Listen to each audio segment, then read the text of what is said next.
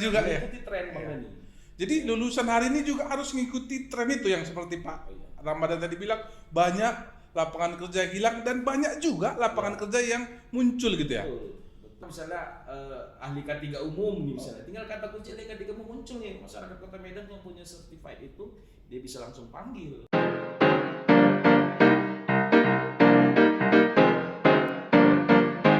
Selamat pagi Pak Ramadan, apa kabar nih?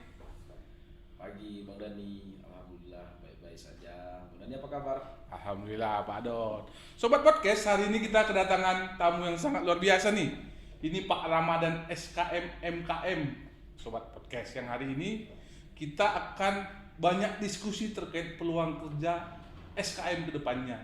Bagaimana dunia kerja ke depannya. Karena kebetulan nih Pak Adon ini adalah salah satu pejabat di Kota Medan yang punya tugas di ketenaga kerjaan, Sobat Podcast. Hari ini boleh Pak Adon, Pak Ramadan menjelaskan ke sobat-sobat podcast FKM terkait profil Pak Adon. Iya, makasih Bang Dani. Ini Bang Dani ini biasa familiar manggil saya Adon. Ya. Oh iya. Nama saya Ramadan, kebetulan saya alumni dari FKM USU tahun 2003 yang saat ini memang diberi kepercayaan bertugas di pemerintah Kota Medan di Dinas Ketenagakerjaan, khususnya untuk menangani pelatihan dan produktivitas tenaga kerjaan di Kota Medan. Jadi Bang Dani, sekarang ini kita nih agak sedikit berbeda mungkin ya kan diskusinya. Kalau selama ini banyak ceritanya ini terkait kesehatan dan lain sebagainya kan gitu. Kemarin saya juga tertarik itu dengan yang disampaikan Prof. Heru terkait dengan bagaimana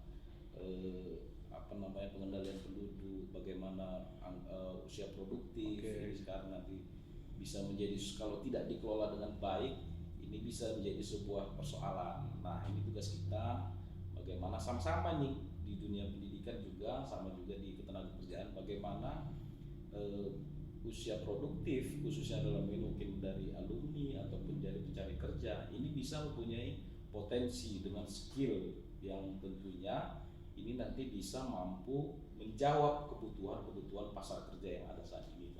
Jadi, Pak Ramadan. Jadi Pak Ramadan ini bukan tersesat ya Pak Ramadan masuk ke Disnaker. Sementara kan kalau mindset orang hari ini kalau SKM Dinas Kesehatan gitu ya. Hari ini Pak Ramadan ini ke Dinas Tenaga Kerja. Kira-kira tersesat atau seperti apa Pak Ramadan? Ya, nggak ada lah yang tersesat. Nggak tersesat. Kita memang pada saat ini dikasih kepercayaan mencoba untuk memaksimalkan. Tohnya juga kita juga dulu belajar juga terkait tenaga kerjaan. Iya. Saya dulu jurusannya kesehatan dan selamat kerja. K3 ya Pak Ramadan ya? Tidak ada lah nyambung. Memang itu sangat bermanfaat sekali bagi saya saat ini dalam melaksanakan tugas dan tanggung jawab saya sebagai di Dinas Tenaga Kerjaan.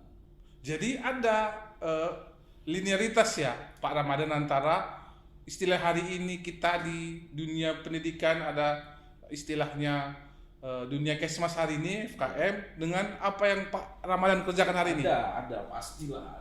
Kan intinya begini kan, setiap lingkup lembaga pendidikan ini kan tentu bagaimana menciptakan nanti akhirnya alumni-alumni yang mampu berkompetisi di dunia pasar kerja. Itu mungkin secara umum. Nah, terkadang kan memang tidak semua alumni juga, tidak semua lulusan baik itu SMA, SMK maupun perguruan tinggi itu sesuai dengan kebutuhan pasar kerja saat ini. Di sini peran kita juga Dinas Tenaga Kerja bagaimana memberikan skill dan kompetensi bagi lulusan-lulusan sekolah menengah atas ataupun yang lainnya gitu. Ini kan terkadang kan butuh kemampuan teknis, praktis. Nah, ini yang sehingga dia nanti disparitas antara link and match antara kebutuhan pasar kerja dengan pencari kerja ini semakin dekat. Kalau perguruan tinggi juga saat ini kan pasti banyak juga nih program-program yang memang disesuaikan dengan situasi pasar kerja yang ada saat ini. Ada Kampus Merdeka dan lain sebagainya. Ada vokasi. Ada vokasi. Lebih ke praktikal bagaimana mahasiswa itu harapannya nanti selesai dia melaksanakan pendidikan ini sudah sesuai dengan kebutuhan pasar kerjanya itu, dan sama sih. Berarti apa yang dikerjakan Pak Ramadan ini sama juga apa yang dikerjakan seperti di kampus ya? Sama. Melatih SDM ya, sumber daya manusia Ya. supaya lebih berkompetensi gitu. Iya, sehingga industri pun saat ini kan situasinya banyak kan sering pertanyaannya itu pencari kerja itu kesulitan mencari kerja.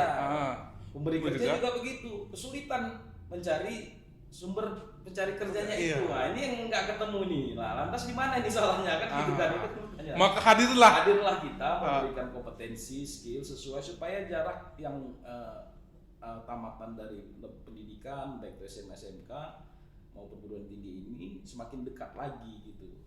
Sesuai dengan kompetensinya gitu. Kita juga melatih macam-macam nih kegiatan yang lakukan, magang. Magang ya. Gitu. Bahkan sertifikasi gitu kan. Sertifikasi kita lakukan gitu supaya apa? Kadang kan perusahaan ini kan menunjukkan seseorang itu kompeten atau tidaknya kan dilihat dari sertifikasi apa yang dimiliki dia gitu. Nah, gitu kurang lebih kerjaannya Bang Dani. Jadi tetap memberdayakan masyarakat ya? Iya, memberdayakan masyarakat. Nah, kondisinya kan saat ini kan pasti berkembang lah. Jabatan-jabatan pekerjaan. Nah, saat ini kan berkembang. Kan? Ada yang banyak yang zaman dulu itu dibutuhkan, sekarang sudah hilang. Apalagi dengan kehadiran teknologi, ini sangat penting banget nih. Ini pencari kerja ini memang banyak skill yang harus dimiliki, termasuk juga kemampuan dalam teknologi, termasuk seorang sarjana kesehatan masyarakat ini Bang Aran ini kan hadir podcast ini bagian dari merubah paradigma yang selama ini coba kita lakukan, artinya disesuaikan dengan kebutuhannya. Mengikuti tren juga ya. Mengikuti tren Bang Dani. Jadi lulusan hari ini juga harus mengikuti tren itu yang seperti Pak Ramadan tadi bilang, banyak lapangan kerja hilang dan banyak juga lapangan kerja yang muncul gitu ya. Betul. Nah, ini yang harus kita penuhi. Makanya yang kita siapkan itu ya SDM yang bisa bersaing, berjuang dengan situasi yang beradaptasi dengan situasi dengan saat ini gitu. Kemampuan teknologi harus dimiliki, terutama soft skill dan lain sebagainya ini juga harus dimiliki oleh kawan-kawan kan gitu. Jadi SKM pun hari ini mau nggak mau harus ngikuti tren ya, Pak Ramadan ya? Ya Bang, pastilah. Karena kalau sekarang dulu belajarnya metode bagaimana metode merubah perilaku itu dengan metode yang konvensional, sekarang bergeser sedikit dengan digital. Termasuk juga hadir hari ini podcast bagaimana kita mengkampanyekan. Itu kan pasti ada kelebihan dan kekurangannya. Gitu. Jadi kalau dipikir-pikir Pak Ramadan ini menjembatani sebenarnya. Pak Ramadan ya. Pak Ramadan dan Dinas Tenaga Kerja ya sebenarnya. Bukan Pak Ramadan juga ya. Jadi gabungan ya. Dinas Tenaga Kerja itu kerjaannya bagaimana memberikan skill. Apalagi sekarang nih Pak. Situasinya memang termasuk juga alumni kesehatan masyarakat itu kemampuan digitalisasi itu tidak bisa dibendung lagi gitu. Harus dimiliki juga. Minimal nih Bang, minimal dan kan semacam kemampuan bagaimana mendesain. Nah, itu kan kemampuan digital gitu. Betul. Bagaimana memanage media sosial. Itu kan harus dimiliki juga nih, apalagi di kampus kan mudah-mudahan ini dikenalkan, karena saya pikir kemampuan ini juga banyak ini kebutuhannya nanti di pasca dia selesai melaksanakan pendidikan ini gitu. Sekarang banyak nih jabatan yang baru kan. Yang muncul ya. Iya banyak, ada kayak admin media sosial. Sudah muncul ya. Bisa juga. Jadi kalau dulu zaman kita selesai di kampus ini kan banyak kan tertentu ya jabatan-jabatan yang bisa, pekerjaan yang bisa dimasuki oleh seorang sarjana kesehatan masyarakat. Sekarang ini enggak, semua terbuka lebar. Bahkan sekarang ini kita disarankan untuk menjadi wirausaha malah. Entrepreneur ya. Seorang sarjana kesehatan masyarakat menjadi entrepreneur, memiliki startup misalnya, startup di kesehatan, bisa saja seperti itu. Ini yang ke depan ini coba kita gali potensi-potensinya gitu. Jadi di Snaker juga kita bisa melihat bagaimana potensi-potensi masyarakat yang bisa kita kembangkan ke depannya gitu. Bisa, kita kan kebetulan memang kemarin kita sudah banyak database, database ketenaga kerjaan. Ini jadi landasan kita di dalam menyusun kompetensi apa yang dibutuhkan masyarakat saat ini. Itu Itulah pekerjaan kita Bang Dani di Jadi- Snapchat. Jadi mapping juga sebenarnya Mapping. apa yang dibutuhkan sama pemberi kerja Ya, dan apa yang memang harus dimiliki oleh pencari kerja gitu ya. mapping gitu. Nah, Berarti- itu kita pelatihannya disesuaikan dengan apa yang dibutuhkan. Hmm. Kayak kemarin kita bekerja sama dengan Ya.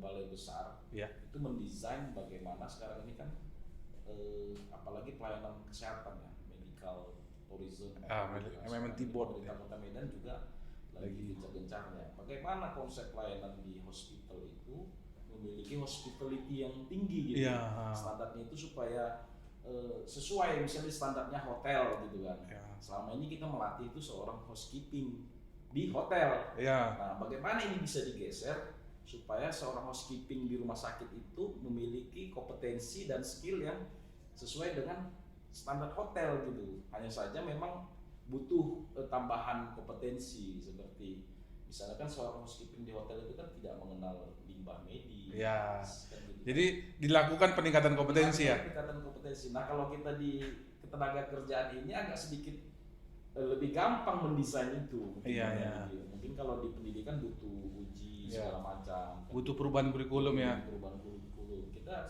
agak sedikit lebih cepat gitu, disesuaikan dengan kebutuhan industri Pasar kerja ya. Tadi Pak Adon bilang, Pak Ramadan bilang bahwa orang yang buta terkait kesehatan juga bisa dilatih. Ya. Hari ini SKM yang saya pikir sudah memiliki kompetensi terkait kesehatan memiliki peluang yang besar ke depannya ya Pak Ramadan ya. Ya, saya pikir kan saat ini kan apalagi kita saat ini lebih mengembangkan bagaimana seorang tamatan perguruan tinggi itu memiliki terutama kemampuan berwirausaha Ya. atau kemampuan yang lainnya digital atau kemampuan yang lainnya dan sebagainya. Ini bisa mengembangkan diri, jadi tidak hanya di sektor kesehatan saja. Seperti saya kan udah nggak di sektor kesehatan, Ada mencoba di sektor sumber daya manusia misalnya. Ini kan saya pikir nggak menutup kemungkinan. Nah, justru sebaiknya kan kalau kita mapping gini sederhananya Bang Deni, gimana Pak Eh, Ramadan? berapa orang sih satu tahun itu Mhm. ditamatkan fakultas-fakultas kesehatan masyarakat. Mhm. Kemudian kita mapping ini potensi apa yang bisa disiapkan untuk alumni dari kesehatan masyarakat ini gitu.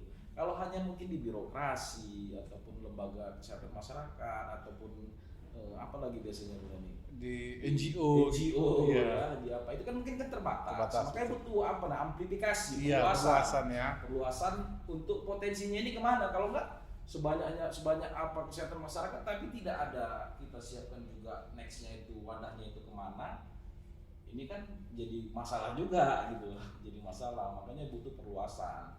Nah gitu. Jadi luar biasa pemateri kita apa narasumber kita hari ini yang memang sangat tepat alumni FKM yang melakukan amplifikasi di tempat lain dalam tanda kutip walaupun memang Iya. ada sinergitas di dalamnya gitu ya Pak Iya. Ramadan. Pasti ya kira-kira ya.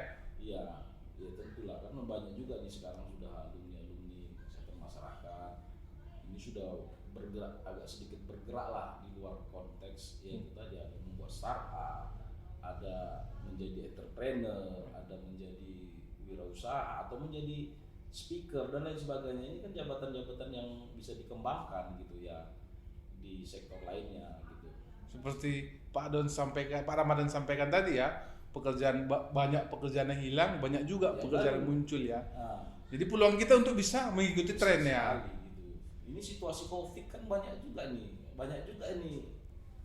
apa namanya potensi yang dikembangkan dari sarjana kesehatan masyarakat, banyak teknologi yang hadir gitu kan dengan keterbatasan bertatap muka. Ya, ya, Nah, ini ya. kan sebuah peluang juga bagi seorang sarjana kesehatan masyarakat gitu. Ya. Bagaimana bisa menciptakan nggak mesti sebuah sistem ataupun aplikasi kan nggak mesti menjadi seorang programmer juga Ya. sarjana kesehatan masyarakat, Ya. tapi dia punya konsep yang memang konsepnya ini bisa digeser sedikit dengan pemanfaatan teknologi ya kan sehingga ini bisa bermanfaat lebih masif kepada orang lain gitu Bang Dani. Iya. Kemudian Pak Ramadan dalam memfasilitasi antara pekerja, pencari kerja dan Iya. pemberi kerja, Iya. ada inovasi yang dilakukan oleh Disnaker hari ini, Pak. Pak Ramadan? Oh iya, itu juga sih. Kemarin kita pemerintah Kota Medan ada dua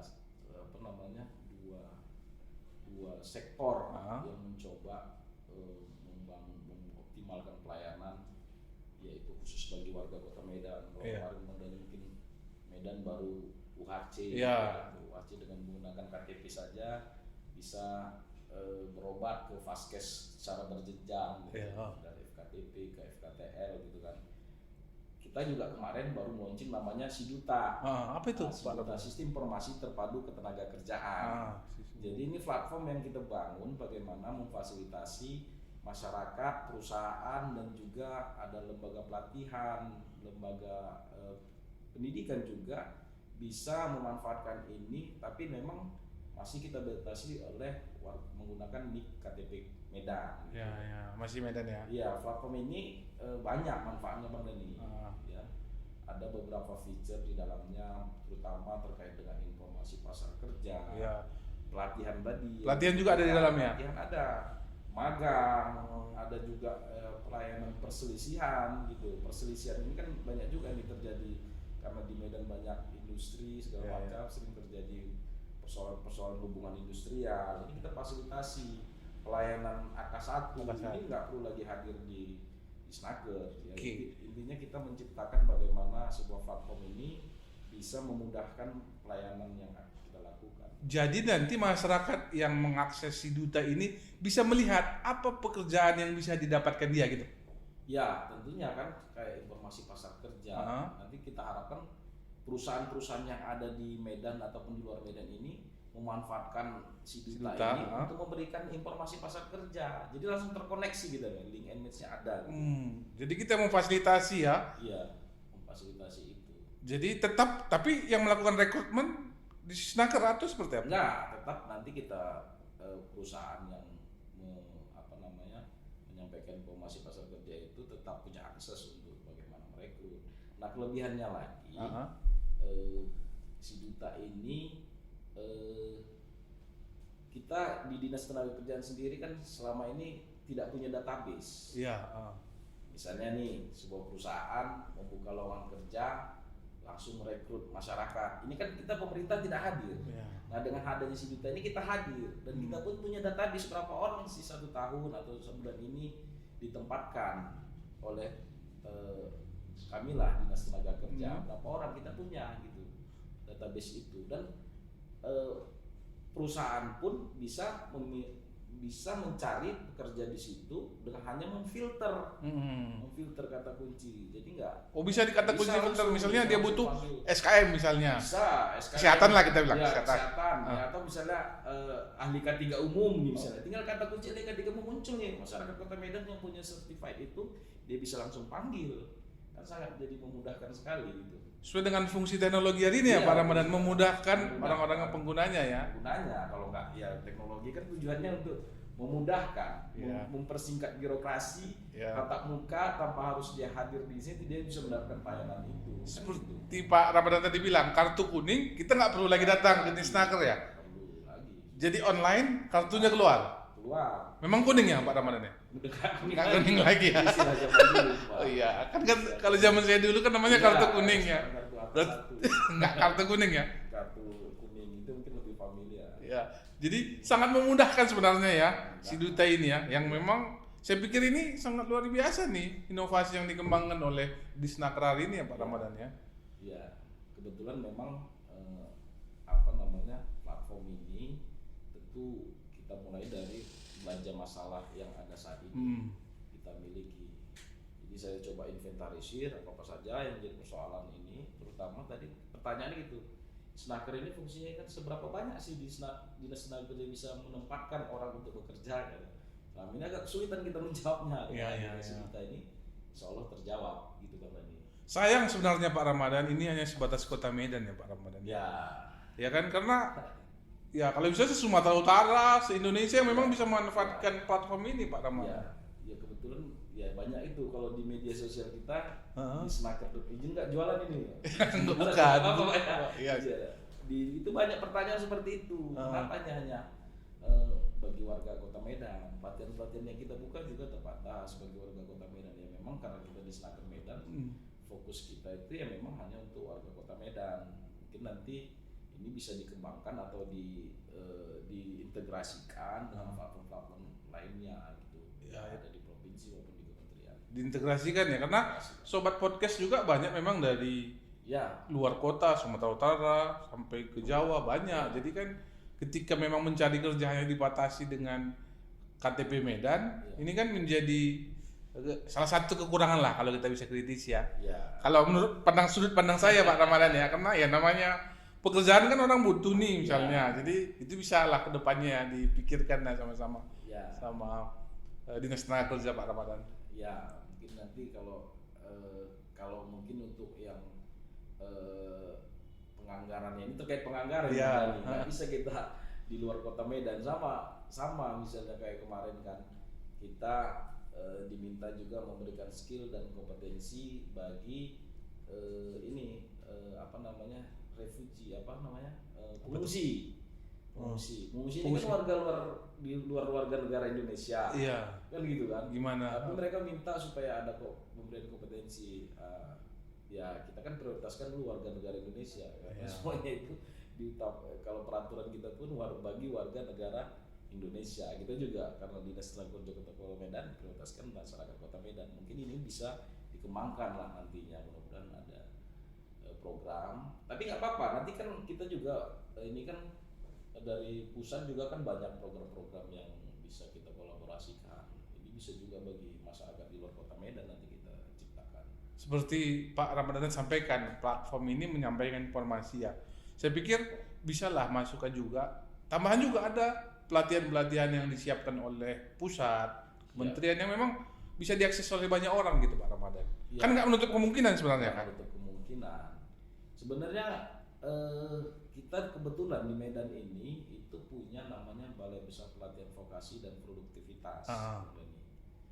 Ini terbuka bagi siapa saja untuk dilatih. Banyak juga kok pelatihan-pelatihan yang dilakukan di situ. Gitu. Kawan-kawan yang di luar Medan juga bisa memanfaatkan itu. Kita juga sebetulnya ya itu tadi. Sekarang ini kan informasi itu kan sangat masif, sangat di media sosial. Kalau bayangkanlah Bang Dani, kalau seorang sarjana kesehatan masyarakat nggak memahami itu, nggak tahu dia ketinggalan kan? Ketinggalan.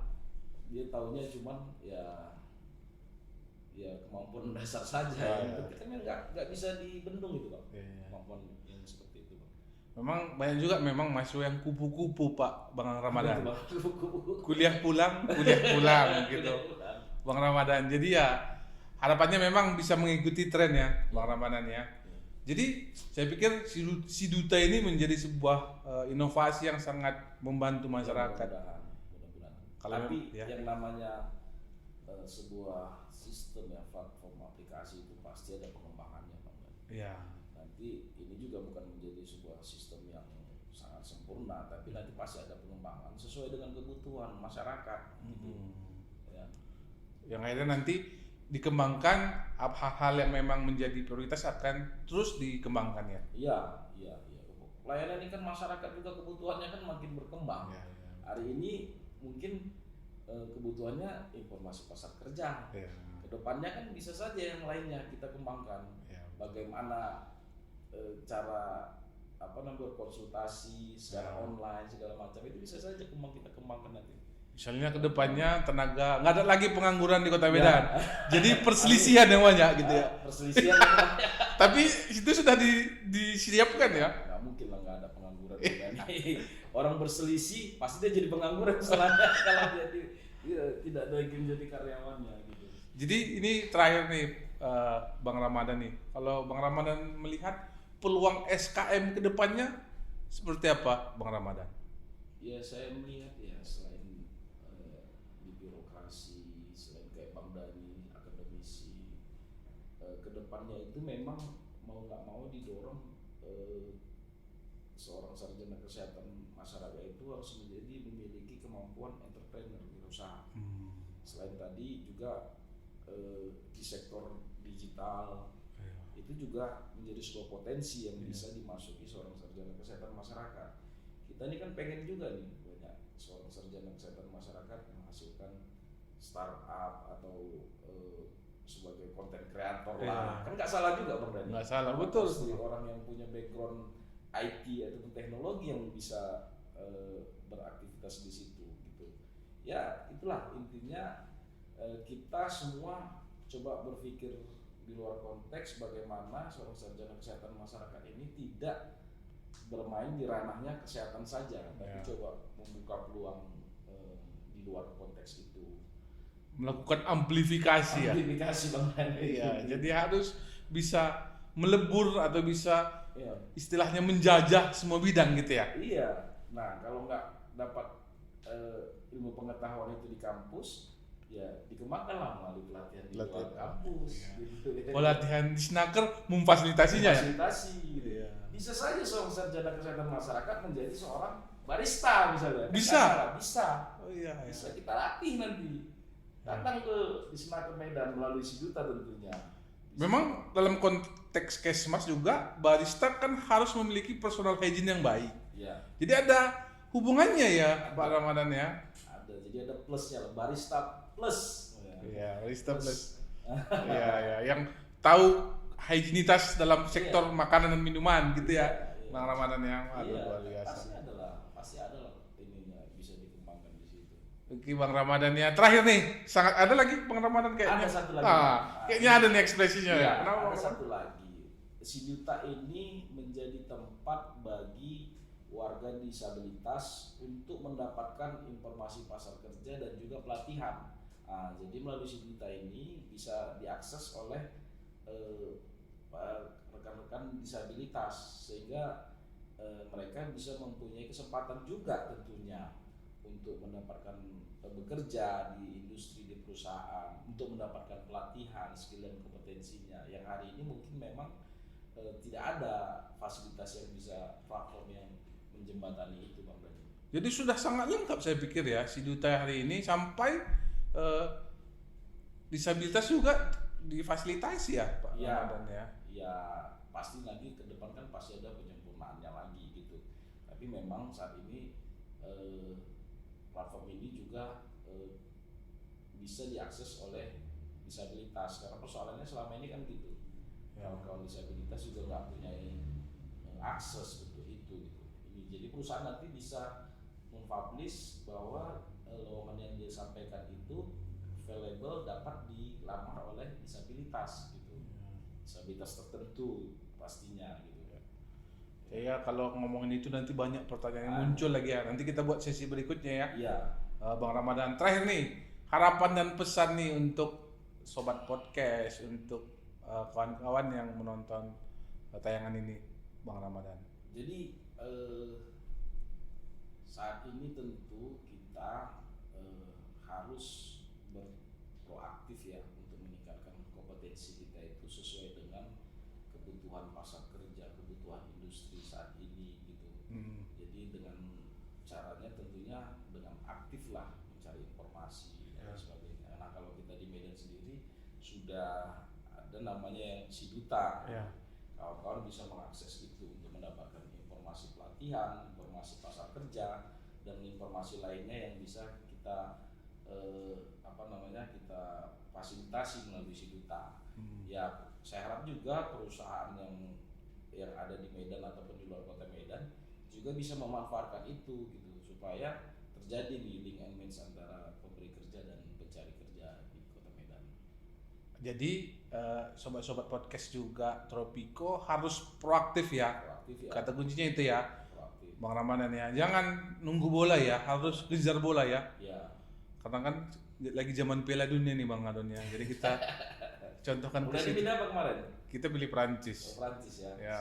Ya, sayang sekali. Sayang sekali.